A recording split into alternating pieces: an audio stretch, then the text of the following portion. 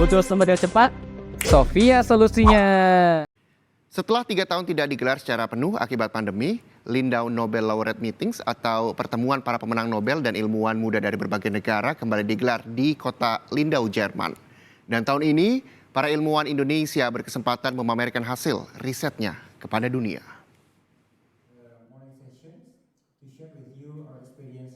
Di tengah gelaran Lindau Nobel Laureate Meetings yang digelar pada 25 hingga 30 Juni di Lindau, Jerman, dua peneliti Indonesia berkesempatan memamerkan hasil riset mereka di hadapan para ilmuwan dari berbagai negara. Keduanya adalah Fedik Abdul Rantam, Profesor bidang virologi, imunologi, dan stem cell dari Universitas Airlangga Surabaya, serta Antonia Morita Saktiawati, peneliti dan dosen pengobatan internal dari Universitas Gadjah Mada, Yogyakarta. Fedik, yang mengepalai penelitian vaksin Inavac atau lebih dikenal dengan nama vaksin merah putih, menyampaikan perkembangan produksi dan penggunaan vaksin ini sebagai booster di Indonesia. Menurutnya, setiap negara, terutama dengan jumlah penduduk tinggi seperti Indonesia, harus mampu memproduksi vaksin di dalam negeri. Teknologi pembuatannya pun harus bisa mengikuti perkembangan sebaran virus. Itulah mengapa ia tengah merancang rencana produksi koktail vaksin. Koktail vaksin itu adalah tidak hanya menggunakan satu varian, tapi beberapa varian. Sehingga kita bisa terprotektif dari beberapa varian. Itu intinya adalah di situ.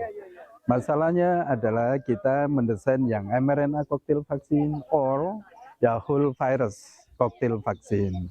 Nah, inilah yang kita kembangkan ke depan sehingga fleksibel vaksin ini bisa mengikuti waktu gitu.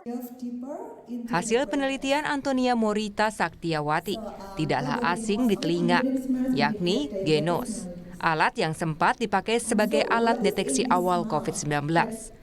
Namun, tahukah Anda bahwa alat ini sejatinya dikembangkan sebagai alat deteksi awal tuberkulosis bernama Inos. Setelah pandemi mereda, Antonia beserta timnya kembali melanjutkan penelitian awal mereka. Kita bisa bilang Indonesia itu adalah negara dengan beban TB kedua tertinggi di dunia. Jadi sangat besar bebannya. Makanya kita ingin sekali bisa mendeteksi kasus dengan cepat. Maka kalau deteksi kasusnya cepat, mereka bisa segera diterapi sehingga cepat sembuh dan mereka tidak menularkan juga. Jadi nanti kasus TB akan turun.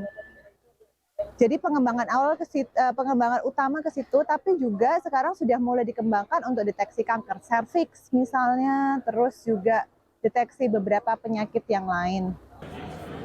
Selain mengembangkan alat deteksi napas untuk tuberkulosis, Antonia dan timnya tengah menjajaki kemungkinan penggunaan teknologi yang sama untuk deteksi awal penyakit kanker serviks. Sofi Syarif, Kompas TV, Lindau, Jerman.